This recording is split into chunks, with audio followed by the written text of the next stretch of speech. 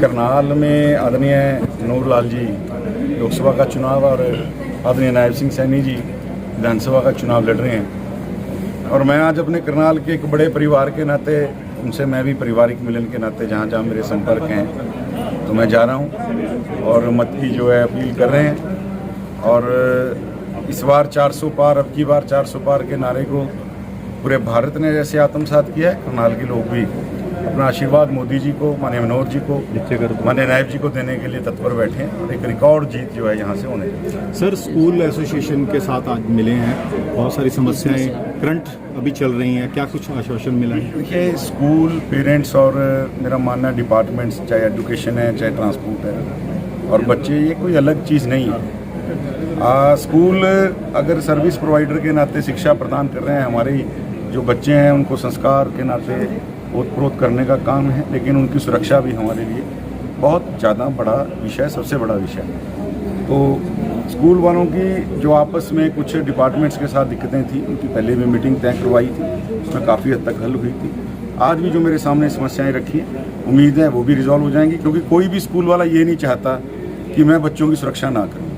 ये स्कूल वाले और सरकार इस मामले में एक ही प्लेटफॉर्म पे हैं, एक ही पिच पे हैं कि बच्चों की सुरक्षा हमारे लिए सर्वोपरि। स्कूल वाले एक अंडरटेकिंग ले रहे हैं पेरेंट्स से, दाखिला अगर कोई एक्सीडेंट हो जाता है तो पेरेंट्स जिम्मेदार होंगे। तो सब हर तरह की, देखिए, जिसके अंदर ट्रांसपोर्ट डायरेक्ट पेरेंट करता है और स्कूल का उसमें कोई लेना देना नहीं है, तो स्कूल एक अपना कोई भी इस नाते अगर कोई रूल निकालता है, कुछ करता है, क्योंकि जब पेरेंट्स ही उसको छोड़ने जाते हैं या आते हैं, कुछ इस तरह की अंडरटेकिंग उन्होंने अपनी व्यवस्था की होगी।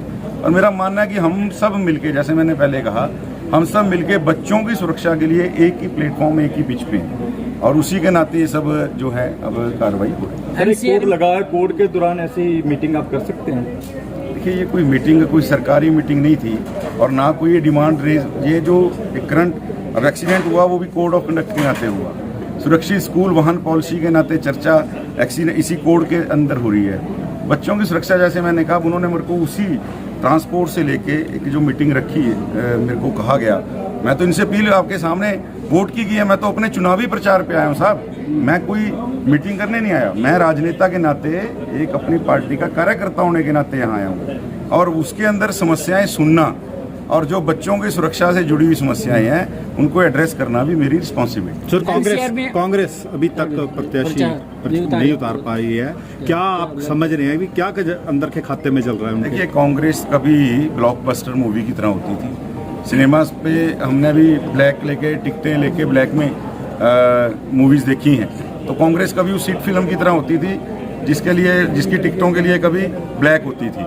लेकिन आज जो सिनेमा जिस तरह खंडर हो चुके हैं, कांग्रेस की मूवी भी डिब्बा बंद हो चुकी है, ना इनके किरदारों के ऊपर, ना इनकी कहानियों के ऊपर किसी को ट्रस्ट नहीं रहा। दादी ने नारा दिया था गरीबी हटाओ, आज पोता वही दोहरा रहा है 60 साल के शासन के बाद भी, गरीबी हटाओ, लेकिन लोगों ने कांग्रेस को हटाने का काम किया। ठीक। और जो टिकटों की बात है, देखिए, जो हुड्डा जी को पसंद है वो शैलजा जी को पसंद नहीं है, जो शैलजा जी को पसंद है वो सुरजेवाला साहब को आपत्ति है, सुरजेवाला साहब, फिर किरण चौधरी जो अरुदा भान जी हैं, और ऊपर जो राहुल जी को खेमे में चला गया वो प्रियंका जी को पसंद नहीं है, जो प्रियंका जी के पास चला गया वो सोनिया माता को पसंद नहीं है, और खड़गे जी तो बैठे ही हैं। तो यानी कुछ लोग इनके टिकट लेना नहीं चाहते और जो लेना चाहते हैं उसके ऊपर इनकी सहमति नहीं बनती।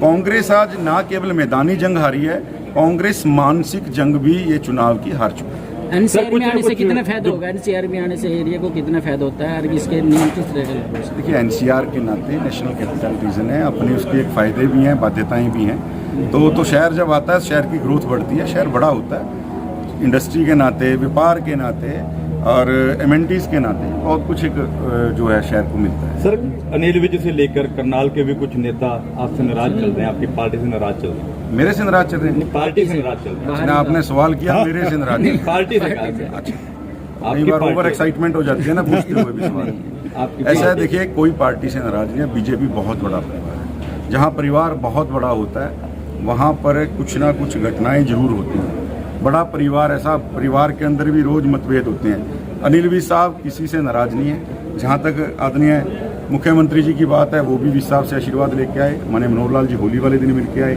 मैंने शब्द जिस दिन ली मैं अगले दिन उनसे आशीर्वाद लेने गया। मेरी तो इतनी उम्र नहीं है जितना विज साहब का पॉलिटिकल तजर्बा है साहब, उनके राजनीतिक अनुभव से सीखना, और हर कार्यकर्ता उनके राजनीतिक अनुभव से भाजपा का सीखता है। तो कोई नाराजगी नहीं है कहीं।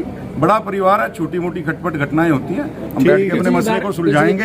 ये कांग्रेस नहीं है कि सड़कों के ऊपर मसला आता है। पिछली बार अच्छा मार्जिन हुआ था लोकसभा में, अब की बार करनाल में किस बिल्कुल, इस बार 400 पार और उससे भी ज्यादा। Thank you Anil ji. विज ने कल एक और बयान दिया है, अगर कोई इशू हुआ होगा लुधियाना में, उन्होंने कहा कि असीम गोयल को क्लियर करना चाहिए, बयान क्लियर करना चाहिए। ये मेरा बिल्कुल क्लियर है, किसी परिवार के साथ, हर परिवार में कोई ना कोई लड़के और लड़की में कोई ना कोई वैवाहिक मतभेद हो ही जाता है, और वो बिल्कुल को मानिए कोर्ट के अंदर वो मामला चल रहा है।